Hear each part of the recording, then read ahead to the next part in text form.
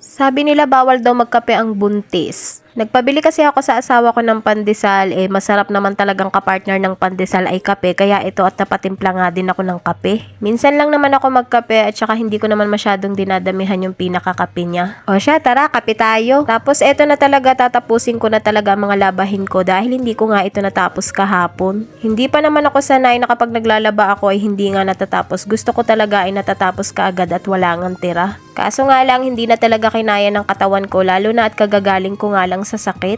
Para naman sa tanghalian ay magpiprito nga lang ako ng isda dahil ito lang naman ang madali-daling lutuin. Ito lang kasi ang binili ng asawa ko at sabi nga niya iiprito ko na lang daw. Asin nga lang ang nilalagay ko dito sa isda at hindi na nga ako naglalagay ng seasoning. Magtatanghalian na nga ng mga oras na yan, kaya ito nga nag-umpisa na ako magprito at humihingi na nga din ng pagkain yung bata akong maliit.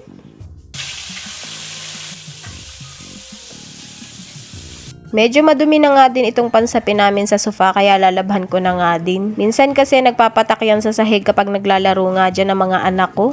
Ito namang pinaka sofa cover namin ay once a month ko talaga yung nilalabhan dahil wala nga akong pampalit dyan. Kaya sinasapinan ko na nga lang ang ibabaw para nga hindi masyadong magdumi. Naluto na nga din ang piniprito kong isda kaya ito at naghaya na nga kami. At dito na nga lang kami sa salas kakain dahil nanonood nga ng TV itong aking batang maliit. Tara, kain po tayo! Salamat nga pala kay Lord dahil kahit mahirap ang buhay ay nakakakain pa rin kami ng 3 beses sa isang araw. Pero ang totoo niyan, hindi talaga kami nag-aalmusal. Ewan ko ba, hindi talaga kami sanay mag-almusal, lalo na tinatanghali nga kami ng gising. Kaya ayun, pagkagising nga namin ay nagkakape at nagtitinapay na lang kami. Pagkatapos nga namin kumain ay nilikom ko na nga din itong mga sinampay ko kahapon dahil natuyo na nga din ito. At pinagtatanggal ko na nga din ang mga hanger pagkatapos ay tinupi ko na nga din ang mga damit. Nakatapos na nga din ako sa paglalaba at hindi pa nga pala ako nakakapaghugas ng mga pinagkainan namin kaninang tanghali. Umorder na nga din ako ng dishwashing liquid pump dahil ang luma ko ngang lagyan ay medyo malaki ang butas kaya aksaya talaga sa dishwashing liquid. At dito naman sa bago ko ay makokontrol nga ang paglalagay ng dishwashing liquid.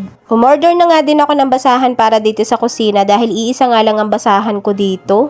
Napakaganda nga ng basahan na ito dahil napaka-absorbent talaga niya. Akalain mo nga na tissue yan dahil sa box nga ng tissue nakalagay pero basahan pala. At nang matry ko na nga ay napakaganda talaga niyang gamitin dahil napaka-absorbent talaga niya. Tapos hindi pa siya pangitingnan dito sa kusina dahil maliit nga lang.